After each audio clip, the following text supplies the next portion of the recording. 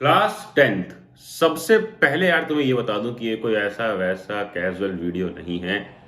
कोई रैंडम 10 दिन का टाइम टेबल नहीं देने वाला हूं मैं। 10 दिन का विथ प्रूफ कि क्या कर लेना चाहिए कि तुम एक पहले सिक्योर जोन में आ जाओ, फिर एक ऐसे जोन में आओ जहां से तुम ज्यादा मार्क्स स्कोर कर सकते हो, और फिर वो टॉप सेगमेंट वाले जोन में आ जाओ जहां 95-98% तक स्कोर कर सको।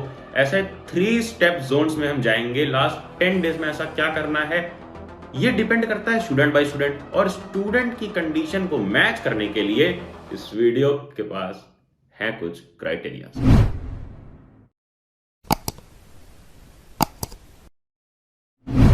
सबसे पहला क्राइटेरिया है डेट शीट। तुमने अपनी डेट शीट अपने पास याद होनी चाहिए। पहला क्या है, 27 को इंग्लिश है, फिर उसके बाद 4 को साइंस है, 15 को एसएसटी है, देन 17 को हिंदी, और फिर 21 को मैथ्स।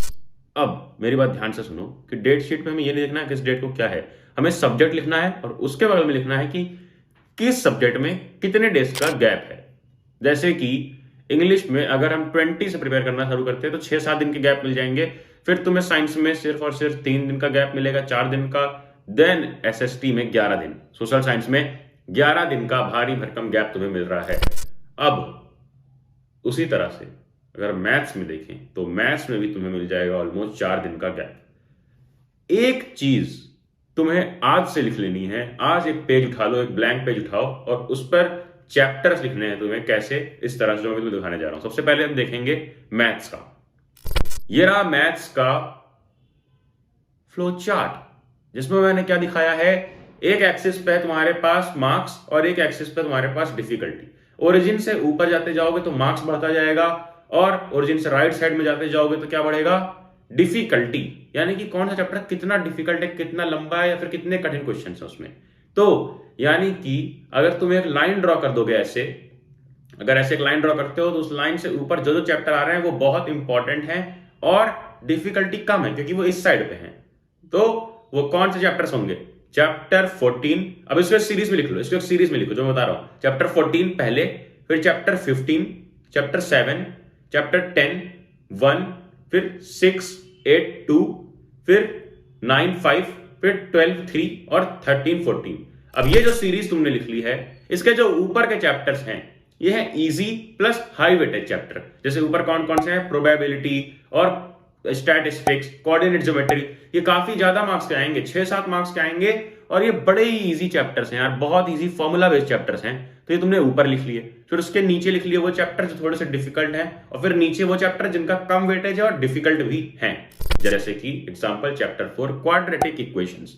देन यही चीज तुमने लिख ली है। अब इसमें ये जो सीरीज लिखी है चैप्टर में, इसमें मार्क करो कि कौन सा चैप्टर तुम्हारा कंप्लीटली हो चुका है, जिसमें तुम्हें पूरा कॉन्फिडेंस है। और पूरा कॉन्फिडेंस से मेरा मतलब है कि उसके क्वेश्चंस तुम इजीली कर लोगे। तुमने उसके प्रीवियस ईयर क्वेश्चंस वगैरह या फिर उस पे एक्स्ट्रा क्वेश्चंस किए हैं एनसीईआरटी कंप्लीटली सॉल्व करने के बाद। और यही सेम चीज मेरे साथ करो साइंस का। मैथ्स और साइंस और सोशल साइंस, ये 3 चीज का शीट इस तरह से बना लो। फिर हम देखेंगे कि लास्ट 10 डेज तुम्हें अपने अकॉर्डिंग, अपने प्लान के अकॉर्डिंग कैसे प्लान करना है। Moving to science. साइंस की भी यही सेम चीज, ये तुम्हें मिल रहा है। ऊपर है मार्क्स जिनके ज्यादा है, हाई वेटेज चैप्टर्स।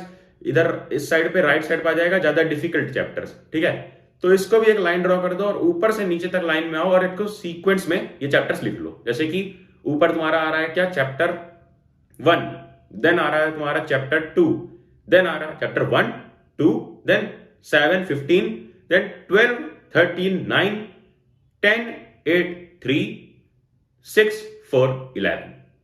क्या सीक्वेंस था? 1 2 7 15 12 13 9 10 8 3 और 6 4 11। ये चैप्टर जो ऊपर हैं ये बहुत ज्यादा मार्क्स के आने वाले हैं और बहुत इजी चैप्टर है। चैप्टर 1 2, फिर चैप्टर 7, क्या चैप्टर 7 बहुत इजी चैप्टर है, कोऑर्डिनेशन वाला। फिर चैप्टर 15 आर एनवायरनमेंट बहुत इजी है। देन एंड के चैप्टर ऐसे 6 4 11। 11 चैप्टर काफी लोगों को कठिन लगता है। चैप्टर 6 लाइफ प्रोसेस काफी बड़ा है, बट वो 11 और 4 के ऊपर है क्योंकि 11 और 4 से ज्यादा वेटेज है उसका। चैप्टर 6 से काफी क्वेश्चंस पूछे जाएंगे इसलिए। अब ये जो सीरीज तुमने लिखी, इस सीरीज में मार्क कर लो वो चैप्टर्स जिन चैप्टर में तुम्हें पूरा कॉन्फिडेंस है, तुमने उसकी एनसीईआरटी अच्छे से पढ़ी है, एक्टिविटीज पढ़े हैं, बॉक्सेस पढ़े हैं, हर एक चीज पढ़ा है, और तुमने उसके एक्स्ट्रा क्वेश्चन से इंपॉर्टेंट क्वेश्चन यूट्यूब से, सैंपल पेपर से कहीं ना कहीं से सॉल्व किए हैं। देन ये 2 शीट बन गई। सोशल साइंस की शीट बनाना काफी इजी है।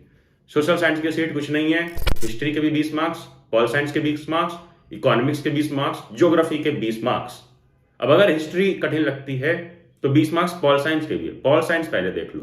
फिर अगर ज्योग्राफी कठिन लगती है तो इकोनॉमिक्स के भी 20 मार्क्स हैं, तो इकोनॉमिक्स को भी सिक्योर करना पड़ेगा। तो इस तरह से लिख लो, history, civics, pol science, economics, और कौन सा तुम्हारा अच्छे से प्रिपेयर है उस पर मार्क कर लो। अब जो जो चैप्टर अच्छे से प्रिपेयर है इन तीनों सब्जेक्ट में, उसे उठा के डाल दो गैप डेज में, ठीक है, उसे उठाकर डाल दो गैप डेज में। अब सॉर्ट आउट करने के बाद जितने चैप्टर्स बचे रह गए, ये चैप्टर्स तुम्हें एनसीईआरटी से करना है इस सीक्वेंस में जो तुमने लिस्ट बना ली है अपकमिंग 10 डेज के अंदर, एंड देन 8 दिन में कंप्लीट करने की कोशिश करना। फिर लास्ट के जो 2 दिन बचेंगे, इन 2 दिन में तुम्हें कंप्लीट सिलेबस सैंपल पेपर लगा लेना है, और ये बेस्ट प्लान होगा तुम्हें 10 डेज में अपना कंप्लीट सिलेबस रिवाइज करने को। क्योंकि तुम क्या कर रहे हो, जो चैप्टर्स नहीं आते उनको एक बार पढ़ भी ले रहे हो एनसीईआरटी से, देन एंड में कंप्लीट सैंपल पेपर लगा रहे हो। और ऐसा नहीं होगा कि सैंपल पेपर तुम्हारे फुल मार्क्स आएंगे, बट तुम पैटर्न समझ जाओगे इस साल का।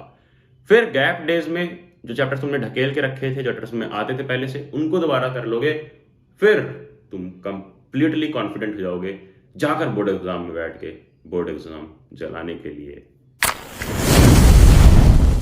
और एक चीज याद रखना कि अगर अभी सेल्फ डाउट आ रहा है तो सिर्फ तुम्हें नहीं आ रहा है, सबको सेल्फ डाउट आ रहा है। लेकिन ये 10 डेज जिस तरह से मैंने बताए हैं, कैटेगराइज करके, प्लान करके अगर कर लेते हो कंप्लीट, कंसिस्टेंट रहते हो इन 10 दिन में, तो 10 दिन के बाद जिस लेवल पे अभी तुम हो, बहुत बहुत बहुत अलग लेवल पे यहां 10 दिन के बाद खड़े रहोगे, अगर इस तरह से प्लान फॉलो कर लेते हो। टिल देन करना क्या है, सिर्फ एक चीज, अनअकैडमी ऐप इंस्टॉल कर लो, और बहुत इंपॉर्टेंट क्लासेस उस पर आने वाली मेरी इस मंथ, तो कोई भी क्लास ओपन करो और कोड यूज करो पढ़ले गैंग, PADHLEGANG, ताकि तुम फ्रीली एनरोल हो जाओ, फ्री में एनरोल हो जाओ कोई भी क्लास में, और क्लास को देख पाओ, मेरी क्लास अटेंड कर पाओ। तो प्लीज जाओ, अनअकैडमी ऐप इंस्टॉल करो, कोड यूज करो, पढ़ले गैंग, और इस चैनल की नोटिफिकेशन छेड़ लो कि आने वाले वीडियोस तुमसे मिस ना हो। एंड देन क्या, जाना, जा पढ़ ले।